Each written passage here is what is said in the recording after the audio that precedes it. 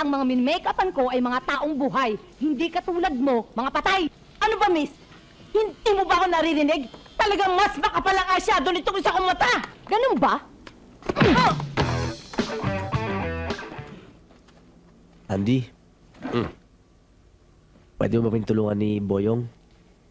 Hindi kasi kasya yung kinikita namin dito eh. Alam mo naman, 4 pa yung kapatid namin sa probinsya nag-aaral. Oo nga naman, Kuya Andy.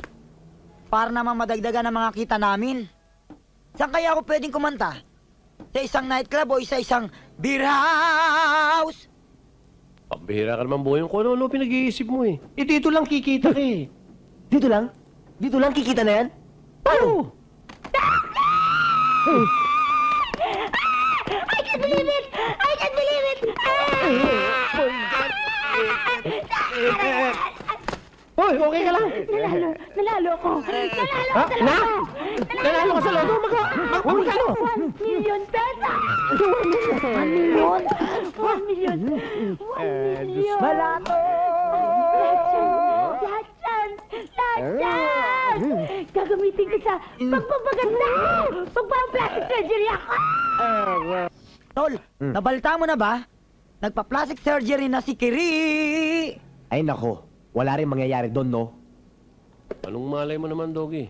Sa 1 milyong tinamaan nun, kahit buong pamilya nun, pwedeng magpa-plastic surgery lahat. Kahit 10 milyon pa ang gastusin nun sa pagpa-plastic surgery ng mukha niya, hindi na magbabago yun! Bahala ka.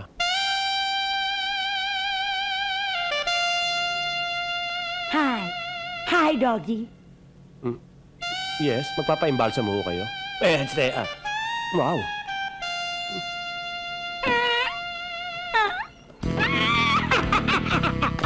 Sabi ko na nga, hindi niyo ako makikilala eh! Sandali. Wow. Sandali. Kire! Mismo! Okay ba itong pagpa-plastic surgery ko? Katatapos lang nito ngayon, ha? Wow! Complete overhaul and body repair. Oo nga, ang dami-dami ko pinaayos dito sa katawan ko eh. Pero ang hindi ko lang pinaayos ay yung surgery dito sa puso ko dahil hanggang ngayon ay dead pa rin ako sa'yo. Tol! Teka muna! Tol! Baka ayaw mo na sa kanya! Akin na lang! Ibigay mo na lang sa akin! Hey, tumigil ka! Alam mo naman matagal na mahal ko na to Eh, di pwede na tayo magpakasal? Ano pa nga ba? Kire, I love you and I miss you. I love you. Dati tinatapatan mo ng cruise yan. Doggy! Thank you! Salamat! Thank you. Salamat! Excuse me. Excuse me. Hi, Grace! Jean, kumusta ka na? Bakit ganun? Mukhang hindi ka tumatanda. Tsaka, nakakainis naman. Smart ka pa rin. Tsaka, inain ka pa rin sa ulo. Siyempre, nagtatrabaho na ako. Ikaw, anong ginagawa mo? Eto, wala. Sa bahay lang. Ano? Magtrabaho ka. Ano ka ba? Alam mo, ang babae, pag nasa bahay lang, nalulosyang. Tsaka alam mo, dapat, ang mga misis ngayon, 90s na eh. Dapat magtrabaho na tayo para hindi tayo laging maasa dyan sa mga lalaki. Tama siya, Gracia. Dapat magtrabaho ka na nga. Kesa sa magutong pa sa lalaking to. Ano sabi mo, pare? Ang sabi ko pare, nagugutom na ako. Kaya ka tumatambingin niya yung Ako pare, nag-iis na kaya ako. Thank you. Kuya! Napakaganda talaga! Kung ayaw mo na sa kanya, ibigay mo na lang sa akin! Hey! Ay, naku! No flash! Tama na, sariwa pa ang sugat ko! Tama na, sariwa pa ang sugat ko!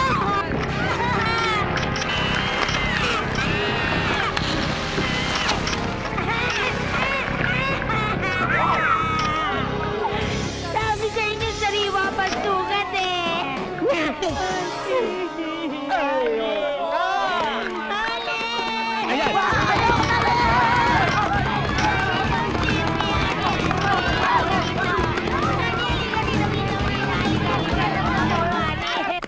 Alam mo, naku, ginagawa ko talaga lahat para maging maligaya lang yan si Doggy. Aba, pinagluluto ko pa yan. Para syempre naman, ma-inlove siya sa akin, hindi ba? Oh, Uy, anong ginagawa mo rito? Ano pa? Hindi nagtatrabaho. kinuha siya ni Boss Valentino. Hindi ko alam yun ah. Hindi ba dapat nasa bahay ka? Paano yung mga anak natin? Yung dalawa nasa eskwela. Miss, sandali lang. Mukha yatang mas maitim ang eyeshadow nitong isa kong mata. Eh, yung dalawa pa. Nasa bahay. Eh, sino kasama? Miss, talagang mas maitim ang eyeshadow nitong isa kong mata. Walang kasama. Eh, bakit ba naisip mong pumasok dito? Dahil pwede akong beautician at marunong ako mag-makeup. At ang mga min-makeupan ko ay mga taong buhay. Hindi katulad mo, mga patay. Ano ba, miss? Hindi mo ba ako naririnig? Talagang mas makapal ang eyeshadow nitong isa kong mata. Ganun ba? O yan, pantay na yan, ha? Oh. Thank you, Hala ka na nga dyan. Buhay nga namin na yung makeup mo, pinapatay mo naman. Oh, Gracia, dito ka muna. Masyado kasing mainit ang ulo mo. Ha? Dito, ikaw ang cashier sa restaurant ito. Mas malaki ang sahod mo rito kaysa roon sa beauty parlor. Talaga? Ito mo si Boss Valentino. Sama si Grace. Oo nga, no! Yan ka na naman. Talaga? Sir, Okay. meron pong customer na ayaw magbayad doon, oh. Sino? Ayun po, oh. Tama na, boss. Sandali lang. Huwag kayong excited. Hayaan niyo si Gracia ang bahala dyan. Saan? Tanong mo. Ayaw mo na magbayad? Siga ka ba? Magbabayad ako. Pero hindi muna ngayon. Ganun. Utang muna. Bakit kami tato? Siga ka rin ba? Ha?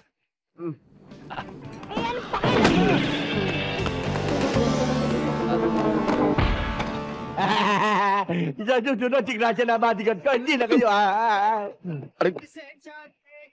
Ano, Valentino? Ayos ba? ayos na ayos. Ang sabi ko nga, ikaw ang pwedeng-pwede rin. Masyado kang matili. O paano? Alis muna ako. Marami pa akong negosyong asikasuin. Ha? Sige. Pagkagising yan, pagbabayad na yan. O, sige. Pwes, Harap. tuloy muna ako. Sige.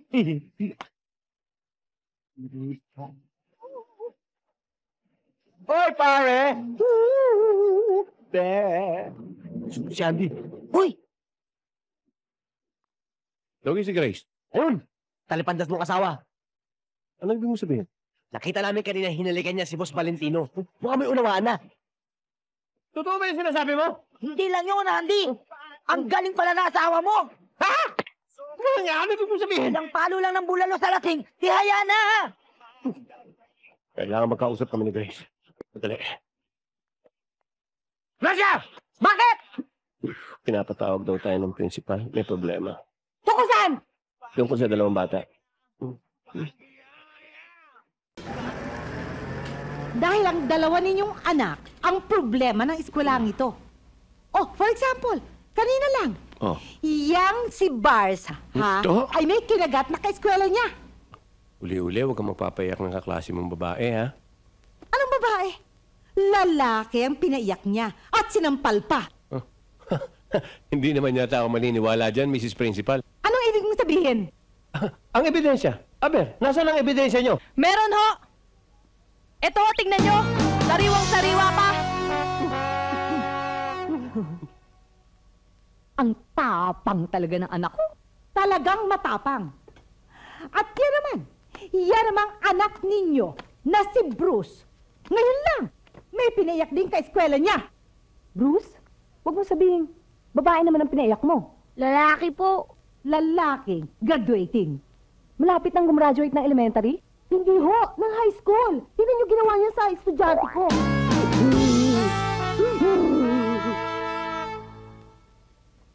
Iba talaga tong mga anak ko. Oo nga, talagang iba. Kaya kailangan ninyong disiplinahin ng mga yan, ha? Ang pagdisiplina sa mga ganyang klaseng bata nagsisimula sa loob ng tahanan. At isa pa, kaya ko kayo pinatawag dahil sa Friday may field trip ang mga bata. Siguro alam na naman ninyo yun dahil nagpadala kami ng sulat sa mga magulang. Natanggap ko. Ngayon, ang gusto ko, sumama kayong dalawa bilang volunteer parents. Pero di tulad ng ibang volunteer parents na ang binabantayan ay maraming bata. Ang babantayan ninyo ay ang dalawang anak niyo lang na yan. Okay? Oo po. Sige po, magpapaalam na ho kami. Sige ho, alis na ho kami. let's go. O Bruce, mga gamit mo. Tingnan mo. Baka may kulang pa. Oh, anak, bakit? Hindi ko po mahila eh. Para yan lang eh. Umapa kayo! Mama! Ano nangyari sa inyo? Ma'am! Ma'am! Alam mo, Grace, palagay ko tama rin yung principal eh. Ikaw ba hindi ka na mapipigilan muna magtrabaho pansamantala? Eh, paano? Yung mga bata wala nang nakikitang magulang. Wala ka, misan. Wala ako. Eh, sino pa titingin sa mga bata? Eh di ikaw. Dati mo na naman ginagawa yun, di ba? Tsaka, ayaw mo noon, matutulungan pa kita sa mga gastusin dito sa bahay. Ayoko. Basta ang gusto ko, huwag ka muna magtrabaho. Walang pag-uusapan, walang away. Hoy, Andy! Hindi pa pinapanganak sa mundong to ang pipigil sa mga kagustuhan ko. Basta, magtatrabaho ako. Kung gusto mo ikaw ang tumigil sa pagtatrabaho mo, tsaka isa pa, huwag mo ako sinisigawan, ha? Hoy! Babaeng may tato. Kung gusto kong sumigaw, sisigaw ako. Palibhasa kulot ka, siguro pumasok yan hanggang sa utak ko, no?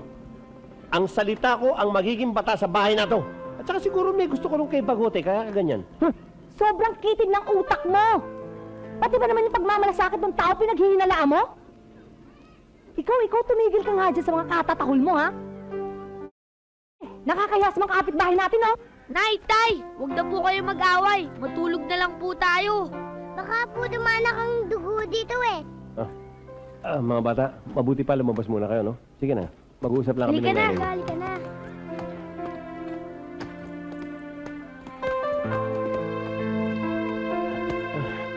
Oy, babae. Huwag mo kong piliting saktan ka. Ayokong mabaga ng kamao ko, ha? Palibhasa, lalaki ka, kaya kaya mo ako. Dahil babae ako. Basta ang gusto ko, dito ka lang sa bahay! Hindi, magtatrabaho ako. Ayoko! Hindi! Ganun, ha?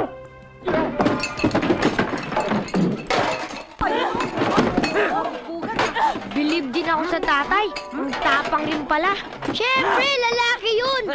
Kaya kawawa naman si inay. Bugod sarado kay itay. Oo nga, no?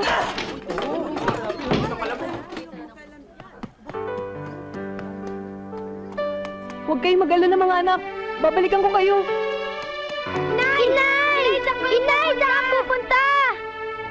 Bakit ganito? Bakit kailangan mo kayo mag-iwalay ni tatay? Bakit?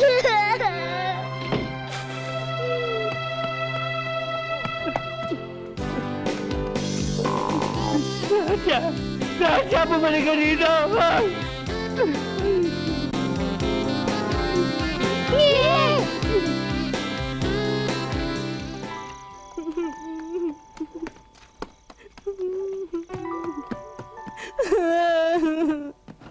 Gracia, anong nangyari? Parang ka nag-al sa balutan ka. Nag-aaway kami ni Andy. Natupad na rin ang hula ni Madam Orig. Tol, gusto mo? Bububugin namin ang asawa mo! Mabuti nga, yan ang sinasabi ko sa'yo. Huwag ka mag-alala, Gracia. Welcome na welcome ka dito sa bahay. Sana kung si Valentinong napangasawa mo, hindi mo dinadanas ang ganito. Eh, puro naman si Valentino narinig ko sa inyo eh. Gracia, totoo naman ang sinasabi ni Mami at Daddy. Kung ano man ang nakaraan mo, nakahanda akong pakasalan kita sa lahat ng simbahan. It crossed my heart. Hindi naman pare. Alam mo na nga nag-aaway na kami ni Andy kung ano-ano pa sinasabi nyo. Totoo ang sinasabi ni Valentino sa'yo. Yan naman ay para sa kabutihan natin lahat. Yung mga nangyayaring yan. Pwede ba, inay? Tigilan nyo nga muna ako. Gracia, my love. Iwanan mo na si Andy. Ito naman ako eh. Hayaan mo, Valentino. Kami ang bahala sa'yo. Thank you, Mami. Thank you, Daddy. Oh, bakit hindi kayo kumakain? Ako kumakain. Eh, chocolate yung kinakain mo eh. Eh, kayo rin naman tay, hindi makakain eh. Oo nga eh. Wala kasi tayong ulam eh. Hindi bale. Nakalimutan ko kasi mamili eh. Mamaya mamimili ko. Pagluluto ako kayo ng masarap na ulam. O, happy na kayo? Opo, itay.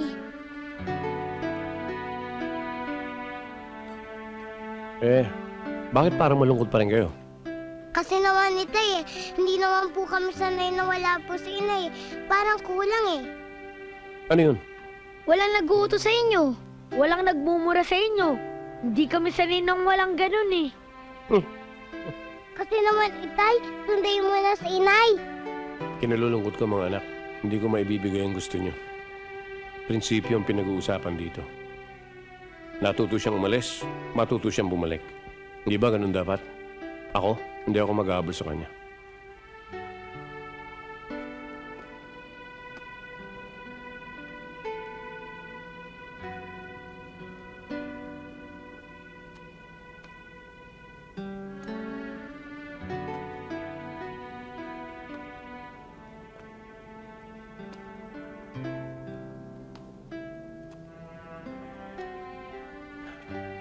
Patawarin mo ako, mahal ko. Para mo ng awa. Bumalik ka na sa piling ko. Bumalik ka na sa piling ng mga supling natin. Mahal na mahal pa rin kita. Para mo ng awa. Bumalik ka na sa pugad ng ating pagmamahalan. Mukhang pugad! Oh, Andy, hindi ko akalaing may pagtingin ka pala sa akin kahit papaano. Kaya pala mo'y suka yung kausap ko. Hindi ah. Ano nga pala ginagawa mo rito, Inday? Ako ang bagong cashier dito. Hindi ikaw, si Grace. Nasa si Grace? Wala na siya, na-promote na siya ni Sir Valentino. Ano? Ano naman? Oo, para mas malaki ang kita. Saan yan? Sa ganunan.